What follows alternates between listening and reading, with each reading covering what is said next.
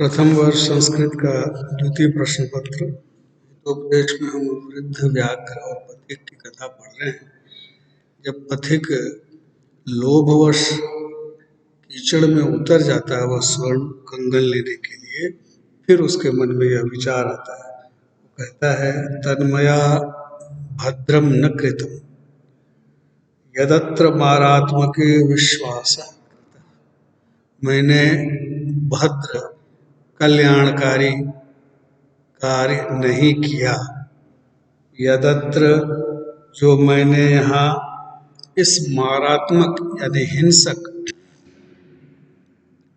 प्राणी में विश्वास कर लिया। तथा चोक्तम, जैसा कि कहा भी गया। तथा च उक्तम, और जैसा कि कहा भी गया है।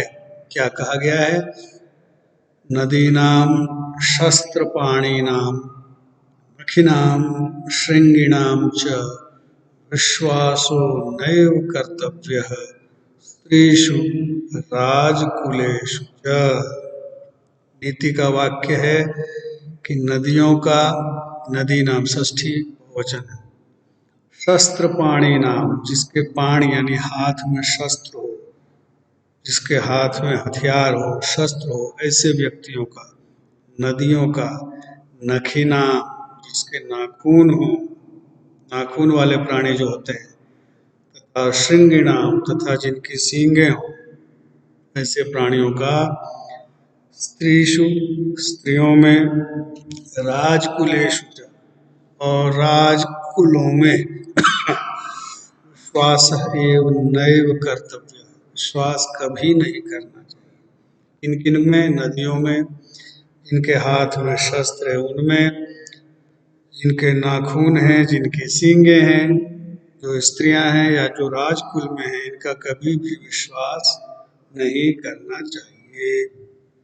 फिर कहा, सर्वस्य ही परीक्षन्ते स्वभावानेतरे गुणा अतीत्य ही गुणान सर्वान स्वभावो मूर्धनि वर्तते। इम्पोर्टेंट है, सर्वस्य स्वभावा परीक्ष्यन्ते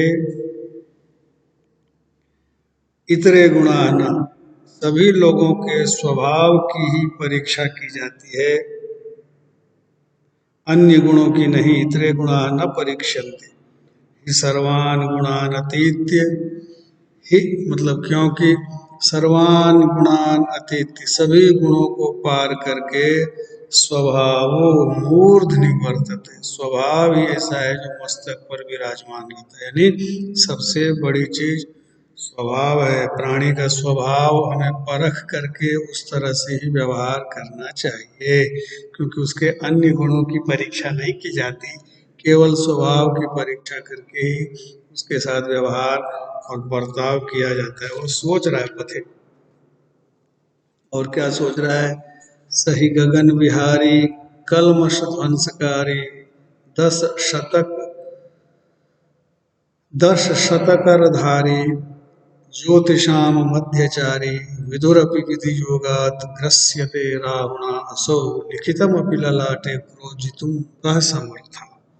अब ये बहुत ही अच्छा श्लोक है। भाग्य की प्रबलता को इसमें बताया गया है कि जो विधाता ने हमारे ललाट पट्ट पर लिख दिया है, जो भविष्य उन्होंने निर्धारित कर दिया हमारे लिए, उसे कोई भी मिटा नहीं सकता। इसी बात को कहते हैं गगन विहारी कलमश ध्वंसधारी 10 शतकर धारी ज्योतिषाम मध्यचारी विदुरपि विधि योगात ग्रस्यते राहुणा असौ। देखिए, चंद्रमा के विषय में कहा, सही गगन विहारी, गगन में विहार करता है, आकाशचारी है। चंद्रमा कहाँ होता है? आकाश में विहार करता है, तो गगन विहारी है। कलमश ध्वंसकारी, कलमश कहते हैं पाप, कलमशों का ध्वंस करता है। चंद्रमा हमारे पापों को नष्ट करता है, कलमश ध्वंसकारी है। और 10 शत करधारी, कर का मतलब हाथ भी होता है, कर मतलब किरणें भी होती हैं। 10 शत, 100 को 10 से गुणा कर देंगे तो 1000, सहस्रों किरणों को धारण करने वाला, ज्योतिषाम मध्यचारी, सभी ज्योतिषों मतलब ग्रहों नक्षत्रों के मध्य विराजमान रहने वाला, विचरण करने वाला, विधुर अपि, विधु कहते हैं चंद्रमा, चंद्रमा भी, अपि विधु अपि चंद्रमा भी, विधि योगा, भाग्य के योग से, विधि के विधान से, ग्रस्यते राहुणा, राहु के द्वारा ग्रस लिया जाता है, राहु उसको अपना ग्रास बना डालता है। फिर कहा आखिर में कि ललाटे लिखितम प्रोज्झितुम कह समर्थ, जो ललाट में लिखा हुआ है विधि के द्वारा, विधाता के द्वारा, उसे कौन मिटाने में समर्थ है?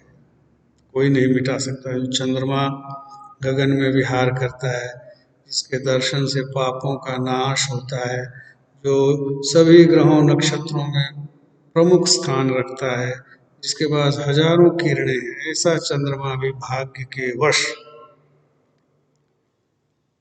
राहु का ग्रास बना लिया जाता है। इसलिए जो भाग्य में लिखा हुआ उसे कोई भी मिटा नहीं सकता। इति चिंतयन एव असौ व्याघ्रेण धृत्वा व्यापादित खादित, ऐसा वह विचार ही कर रहा था। चिंत धातु में क्षत्रिय प्रत्यय लगाया तो चिंतन बन गया। ऐसा वह विचार ही कर रहा था, इसी बीच व्याघ्रेण धृत्वा, बाघ ने उसको पकड़ा, धृ धातु में त्वा प्रत्यय, उसको पकड़कर और व्यापादित मार डाला गया, खादितश्च और खा लिया गया। ये कर्मवाच्य, व्याघ्रेण व्यापादितः, दितश्च कर्मवाच्य होता तो कहते व्याघ्र तम व्यापादितवान यानी हतवान, और खादितवान मारकर खा गया, पकड़। अतः अहम ब्रवीमि, इसलिए मैं कहता हूँ, वो कपोतराज कह रहा है चित्र के, इसलिए मैं कहता हूँ कंकण से तुम लोग हैं, कि हमें भी उस कंगन के लोभ में फंसे हुए पथिक की तरह काम नहीं करना चाहिए। ये जो दाने बिखरे हुए हैं, ये किसी ने सोद्देश्य बिछाए हैं, इसका अभिप्राय क्या हो सकता है, हमें ये पता करना चाहिए, हमें लालच वश यहाँ नहीं उतरना चाहिए इत्यादि। अतएव सर्वथा अविचारितम न कर्तव्यमिते, इसलिए कभी भी बिना विचार किए कोई कार्य नहीं करना चाहिए। देखो श्लोक कहा फिर, सुजीर्णमन्नम सुविचक्षण सुतः सुशासिता स्त्री विपति सुसेवितः सुचिन्त्य चोक्तम सुविचारे यत्कृतम सुदीर्घ काले नयाति, कि अच्छी तरह सुजीर्णम अन्नम, एक होता है अजीर्ण अन्न, जो अच्छी तरह पका हुआ नहीं, जो सीझा हुआ नहीं, पका हुआ नहीं, अजीर्ण होता है। सुजीर्ण मतलब अच्छी तरह से पका हुआ अन्न। सुविचक्षण सुत, अच्छी तरह से पढ़ा लिखा हुआ पुत्र। सुशासिता स्त्री, अच्छी तरह से अनुशासित स्त्री। और सुसेवित राजा, अच्छी तरह से सेवित राजा। सुचिंत्यम यत च उक्तम, और जो कुछ भी सुचिंत्य कहा गया है, और सुविचार यत कृतम, और अच्छी तरह से विचार करके जो कार्य किया गया है, सुदीर्घ काले भी, वह लंबे समय में भी, आगे के समय में भी, विक्रियाम न आती, कभी विकृत नहीं होता, कभी गलत प्रभाव नहीं देता। एतद् वचनम श्रुत्वा कश्चित् कपोतः सदर्पमाह, जब यह बात उसकी सुनी चित्रग्रीव की, तो किसी कबूतर ने दर्प के साथ, घमंड के साथ कहा, ओह किमेव मुच्यते, ऐसा क्या कह रहे हैं आप, ये कौन सी बात है। वृद्धस्य वचनम ग्राह्यम आपत्काले ही उपस्थिते, सर्वत्र एवं विचारे न भोजने अपि अप्रवर्तनम। क्या कहा